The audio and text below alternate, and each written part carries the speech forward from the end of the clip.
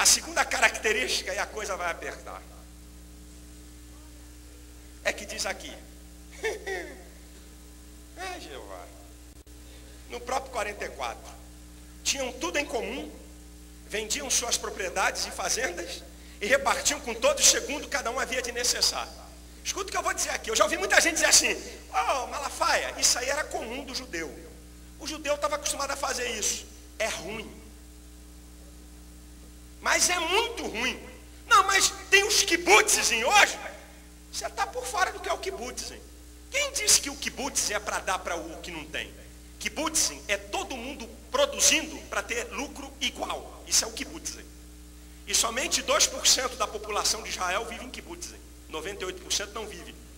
E se você pensa que era a cultura judaica dá para alguém que não tinha, você está enganado. Tanto é que Jesus em Mateus 23:14 assentou a ripa nos fariseus que devoravam as casas das viúvas. Se a elite religiosa fazia isso, imagina o povo.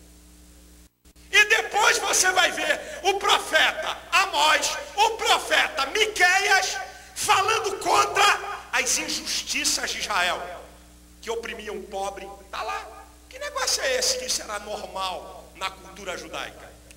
Não era normal, não. Tinham tudo em comum. Sabe qual é a segunda característica da comunhão da igreja primitiva?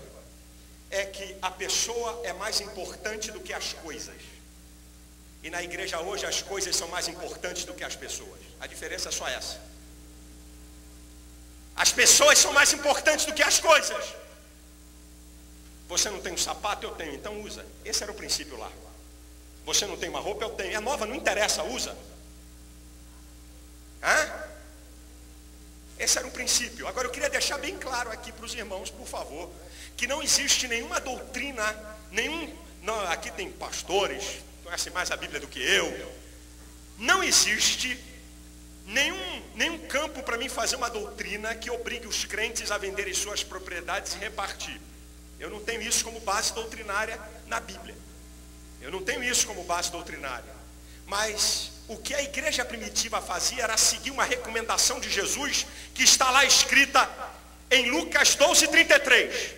Vendei o que tendes, dai esmolas, e fazei bolsas que não se envelheçam, e tesouros no céu, que nunca se acabe, onde o ladrão não chega, onde a traça não come, porque onde estiver o vosso tesouro, aí estará o seu coração.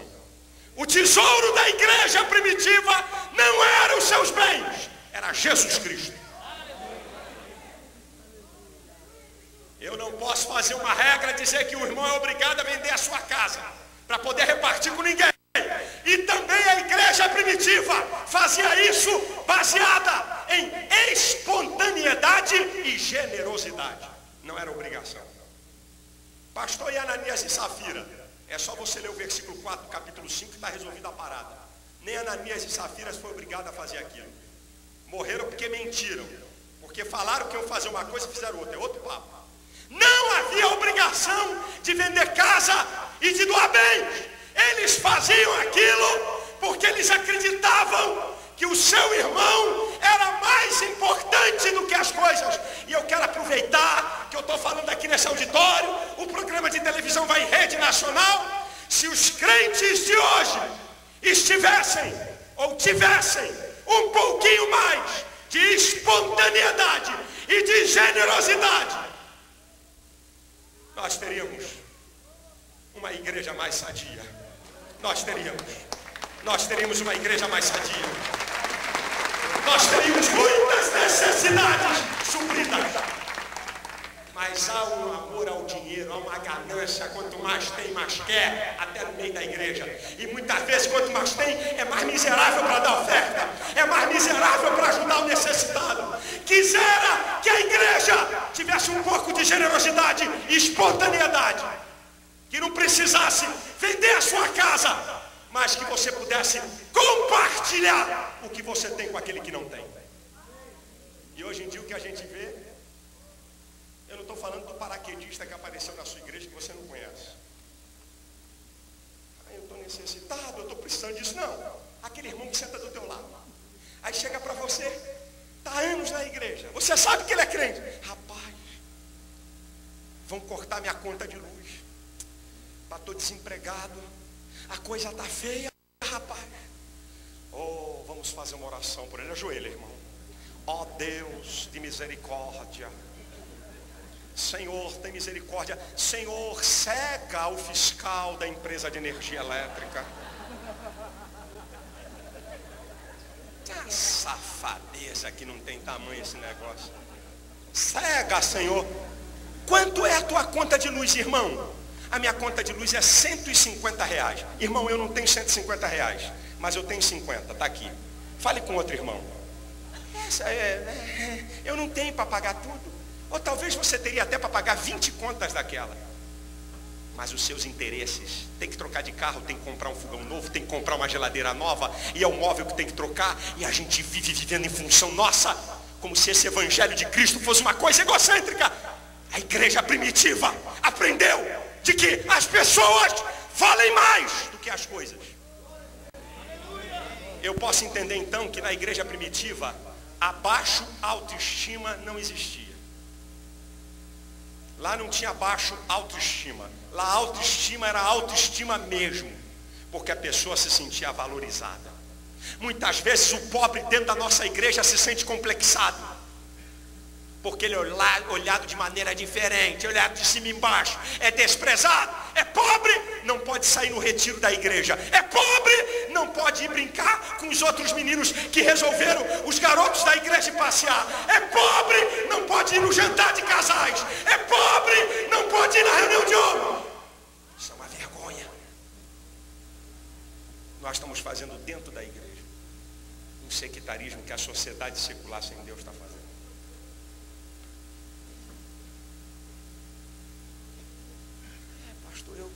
Eu queria que meu filho fosse tanto no retiro da mocidade. Irmão, não dá não. Meu marido está desempregado, eu também. Não vai não. E nós está todo mundo conformado. Está todo mundo conformado. Sabe que aquela família da igreja há tantos anos, sabe que aquilo é um menino tanto da igreja. Irmãos, a igreja primitiva não tinha isso. O quê? Quanto é o retiro? Se fosse a igreja primitiva hoje, 100 prata, eu dou 10. Você também dou 10. Outro, eu dou 30. Ele vai. Nas coisas simples, irmãos. Eu estou falando aqui de bobagem. Agora imagina você vender a propriedade para repartir com quem não tem.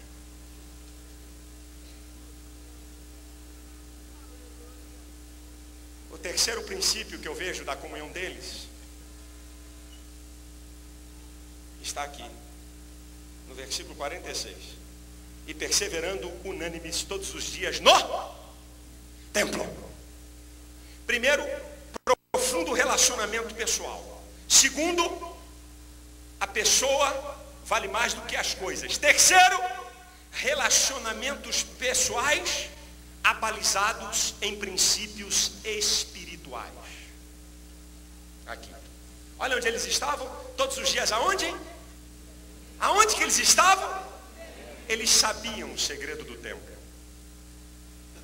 O Salmo 27, versículo 4 e 5, eles conheciam. Uma coisa pedi ao Senhor e a buscarei, que eu possa morar todos os dias na casa do Senhor, para contemplar a formosura do Senhor e aprender no seu templo. Porque no dia da adversidade me esconderá no seu pavilhão, no oculto do seu tabernáculo me esconderá e pôr-me-á sobre a rocha. O Salmo 84, versículo 10. Vale mais um dia nos teus atos do que em outras partes 1000. Preferiria estar na porta da casa do meu Deus do que nas tendas da iniquidade. O salmista no Salmo 122, alegrei-me quando me disseram, vamos à casa do Senhor. Ah, pastor, a minha casa é a igreja. Não, a minha casa é a minha casa. A minha casa é a minha casa. Vamos pegar leve nessa historinha aí. O templo é um lugar consagrado exclusivamente para a glória e culto a Deus. A minha casa não. A minha casa eu jogo o sapato de um lado, sento na mesa, e na casa de Deus está lá em Eclesiastes 5:1. Guarda o teu pé quando entrares na minha casa. Não vem dizer que a casa de Deus é igual à minha casa, porque não é não.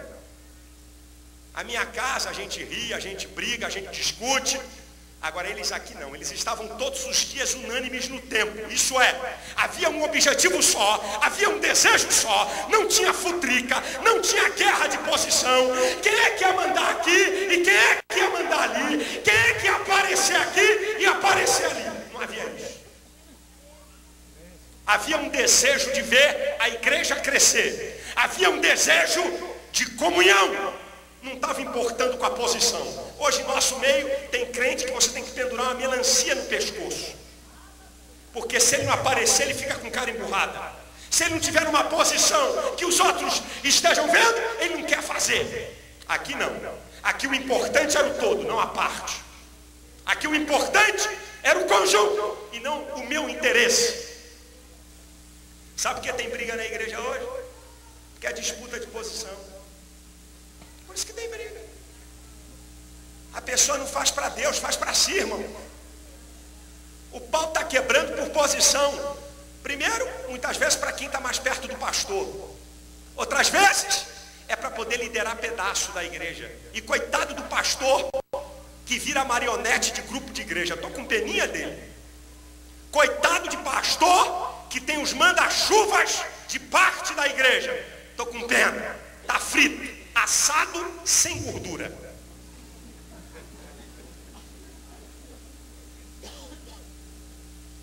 Aqui eles permaneciam unânimes. Eles tinham unidade de pensamento, unidade de projeto, unidade de vocação, de desejos com a igreja. Trabalhavam para a igreja e não para si. Trabalhavam em prol do povo. Trabalhavam em prol da unidade. Isso é que eles trabalhavam na igreja. Não acontecia com eles o que aconteceu com a igreja de Coríntios, que Paulo teve que escrever uma cartinha na abertura da primeira carta, no capítulo 1, versículo 10. Rogo-vos, pois, irmãos, em nome do Senhor Jesus Cristo, que não haja contenda entre vós. Antes, sede unidos em o mesmo sentir e o mesmo parecer. A mesma cartinha, com outra palavra, ele mandou para a igreja de Filipenses também. Nada façais por contenda ou por vanglória, mas por humildade. Cada um considere o outro superior a si mesmo. Filipenses 2:3. Porque o pau estava quebrando de posição. Quem era mais? Quem era o tal? Quem era o bom? Quem era o fera? Quem é que estava sobressaindo? Aqui não. Aqui eles eram unânimes. É você que Deus escolheu? Vai fundo, nós estamos torcendo por você. Deus quer te usar para dirigir um coral? Conta comigo. Porque você não está dirigindo esse coral para você. Você está dirigindo para o bem-estar da igreja e para a grandeza do nome de Jesus. Quem está dirigindo o coral é ele, não canta. Quem é o responsável pelo diácono? Esse diácono, não vou. Quem é responsável pela união feminina? É essa aí, não conte comigo. E quando vocês já viram a dificuldade de pastor para tirar alguém de cargo? Vocês já repararam isso? Vocês já repararam que coisa terrível é um pastor para tirar alguém de um cargo? Tem que ir cheio de dedo. Meu irmão, quero dizer que você, primeiro, alisar o ego. Meu irmão, quero dizer que você é maravilhoso, belo, tremendo, espetacular, especial. E eu quero dizer, olha, sinceramente, o pastor passa até a ser hipócrita de vez em quando. Ele faz um jogo, cheio de dedo para tirar o camarada, porque ele vai ficar melindrado, ele vai sair da igreja. Meu Deus, o que está acontecendo? Meu irmão, eu queria que você, eu tenho uma outra pessoa, você vai ser útil de outro lado. Pô, não, pastor, não tem problema. Eu estou aqui para cooperar. Onde é que o senhor quer? É aqui? Não é? É ali? Conta comigo. Conta comigo. Mas hoje não, pastor, tem que vir cheio de dedo, porque as pessoas estão trabalhando para si e não para o todo. Camarada, há 20 anos dirigindo o coral caindo aos pedaços. Se me tirar, eu saio com a minha família da igreja. A classe de escola dominical está arrasada. Arrasada. E o pastor Jesus tem miséria. O pastor fica tão, Senhor, ó Deus, afasta ele, Jesus. Dá uma doença, dá um resfriado forte, para ele ficar um mês em casa, Jeová, para ver se eu substituo ele. Porque o pastor fica, coitado, desajustado. Você já viu isso? Que dificuldade está esse negócio? Ou então, né, Jales? Senhor, 30 anos que esse irmão é responsável pelo corpo diaconal. Olha a confusão que é arrumar essa igreja. Jesus, prepara o teu servo, arrebata ele agora.